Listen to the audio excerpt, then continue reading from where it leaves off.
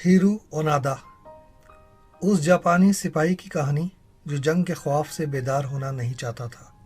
The economist magazine ने जापानी सिपाही हीरू ओनादा के बारे में ये मजमून उसकी मौत के मौके पर जनवरी 2014 को अपने ओबिश्यूरी सेक्शन में लिखा था।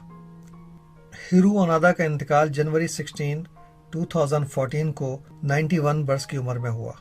मार्च 9, 1974 के दिन उस टेंट पर पहुंचने से पहले जहां उसका कमांडिंग ऑफिसर इंतजार कर रहा था, हीरू ओनादा ने दो चीजें की।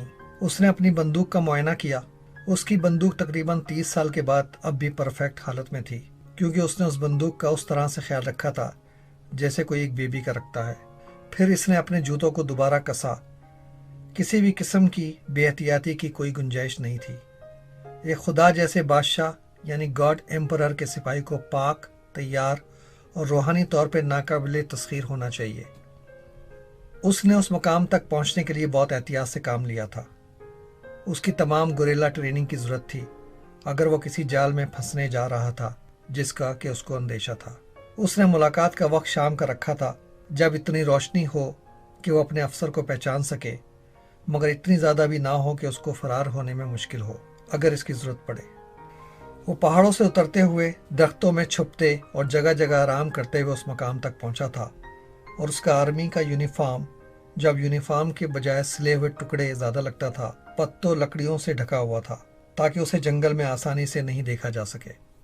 ये उसके हक में था कि वो उस फिलिपाइन के जजीरे लुबैंग के चप्पे चप्पे को जानता था, क्योंकि वो वहाँ 30 साल से रह रहा था।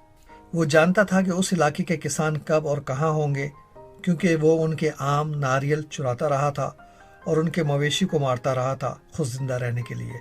बाज़ मरतबा उसको किसानों को भी कत्ल करना पड़ा था। बहरहाल ये एक जंग थी और उसको उसके ऑर्डर्स मिले हुए थे। उसके ऑर्डर ये थे कि अगरचे जापानी आर्मी उस जजीरे से निकल गई थी जब अमरीकियों ने उस जजीरे पे कब्जा किया, उसे एक इंटेलिजेंस ऑफिसर के तौर पे छुप कर दुश्मनों पे नजर रखनी थी और अपने साथियों की वापसी का इंतजार करना था। चुनाचे वो इंतजार करता रहा था। शुरू में उसकी निगरानी में 3 आदमी थे, मगर वो मुख्तलिफ औकात में हिलाक हो गए थे। उनमें से 2 को फिलिपाइन पुलिस ने गोली मारी थी। जंग बहुत खामोश हो चुकी थी, इतनी खामोश कि उसको बहुत हैरत हुई थी जब उसने अमरीकी और जापानी खिलाड़ियों को 1964 के ओलंपिक गेम्स में बज़ाहिर दोस्ताना अंदाज में मुकाबला करते सुना अपने रेडियो पर। मगर उस जजीरे में अब भी उसने अमरीकी जासूस और फौजियों को देखा था जो फ्लायर्स और पंफलेट के जरिए उसको हथियार डालने का कहते आए थे। उसका ख्याल था कि यह सब एक चाल है। उसने उस जवान जापानी हाइकर को, जिसने आखिरकार उसको ढूंढ लिया था, कहा था कि वो उस वक्त तक लड़ना बंद नहीं करेगा जब तक कि उसका कमांडिंग ऑफिसर मेजर याशिनी टेनिगुची बजाते खुद उसको ऑर्डर नहीं देगा जंग खत्म करने का। चुनाचे उस दिन 1974 को बूढ़े मेजर को, जो कि अब एक किताब फरोश था, खास तौर पे जापान से बुलवाया गया था उसको नए ऑर्डर्स देने के लिए। हीरू ओनादा ने फौरन अपनी बंदूक, 500 गोलियां, तलवार और खंजर, जो एक वाइट केस में था, जमीन में रख दिया और जापान के झंडे यानी फ्लैग ऑफ राइजिंग सन को सलूट किया। अगरचे वो हथियार डालना नहीं था, मगर उसे वैसा ही टुकड़े टुकड़े कर देने वाला महसूस हुआ जब मेजर टेनिगुची ने उसे बताया कि जंग खत्म हो चुकी है और जापान हार चुका है। ओनादा को पहला ख्याल ये आया कि ऐसा कैसे हो सकता है, वो यानी जापानी इतने बेहसास कैसे हो सकते हैं। हारने और हथियार डालने के बजाय एक जापानी फौजी को मर जाना चाहिए, और उसे ऐसा लगा कि जैसे वो मर रहा है।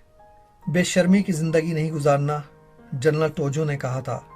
अपने पीछे कोई ऐसा जुर्म नहीं छोड़ना जिससे कौम की बेइज्जती हो।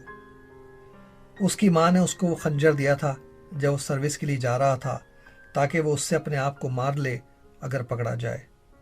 उसकी माँ संजीदा थी, शी मेंट इट, क्योंकि जब वो 6 साल का था और एक मर्तबा बेकाबू हो गया था, वो उसको अपने ख़ानदानी मुक़द्दस गाह फैमिली श्राइन पर ले गई थी ताकि वो वहाँ हैराकीरी कर सके, यानी तलवार से खुदकशी की जापानी रस्म को पूरा करे।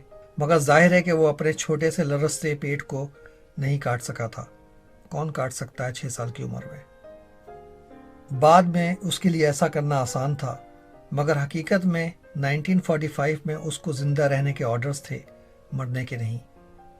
मगर इसका मतलब ये था कि उसकी वो इज्जत जापान में नहीं होगी जो उन लोगों की होती है जो अपनी कौम के लिए अपनी जान की कुर्बानी देते हैं और उनका नाम यासुकुनी श्राइन में लिखा जाता है इज्जत के तौर पर। उसका फर्ज या ड्यूटी ये थी कि वो अपने मुल्क की हर लम्हे बिल्कुल वैसी ही खिदमत करे जैसा कि उसे कहा गया है। अगर किसी चीज़ की अहमियत है तो वो कौमी जज्बा है।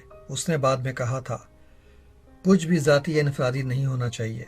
मगर इस मसावात में उसकी अना यानी प्राइड भी शामिल थी। वो शुरू से शदीद मुकाबला करने वाला यानी कॉम्पिटिटिव था और जापानी तलवारबाजी और तैराकी में महारत हासिल कर चुका था।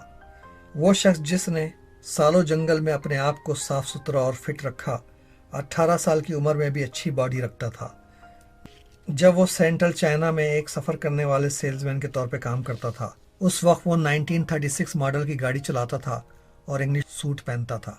उसमें स्टाइल, जिद्दीपन और डिसिप्लिन था। लोगों ने बताया कि वो अपने कंट्रोल से बाहर होकर रो रहा था जब उसने हथियार नीचे रखे। उसने कहा था कि उसको मुश्किल से 1 या 2 मरतबा मुश्किल हुई थी पूरी रात भर वो फील्ड रिपोर्ट लिखने में, जिसमें इसने 29 बरसों को कवर किया था। सोना और जागना, स्लीपिंग एंड वेकिंग। वो जापान वापस आया एक हीरो की तरह, मगर उसे मालूम नहीं था कि वो अब क्या जगह बन चुकी है।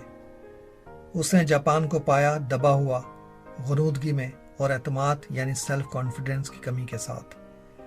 जापान पर इल्ज़ाम था कि वो ईस्ट एशियन वार का जिम्मेदार है, मगर उसके ख्याल में जापान के पास लड़ने के अलावा और कोई रास्ता नहीं था अपनी बका के लिए।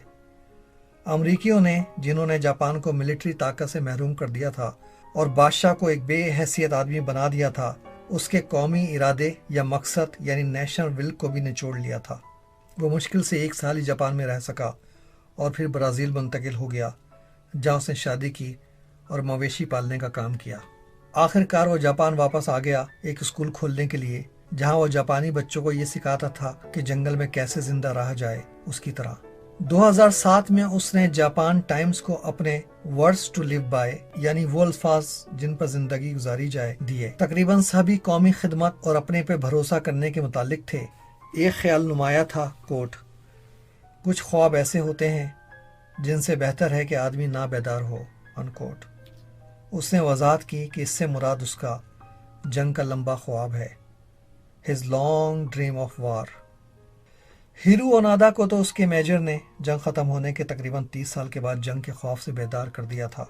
अब हमारे पाक, तैयार और रूहानी तौर पर नाकाबिले तस्खीर मजहबी इंतहा पसंदों और सियासी इस्लामी जमातों को जंग के खौफ से कौन बेदार करेगा। आपका शुक्रिया सुनने का और इस पैगाम को शेयर करने का।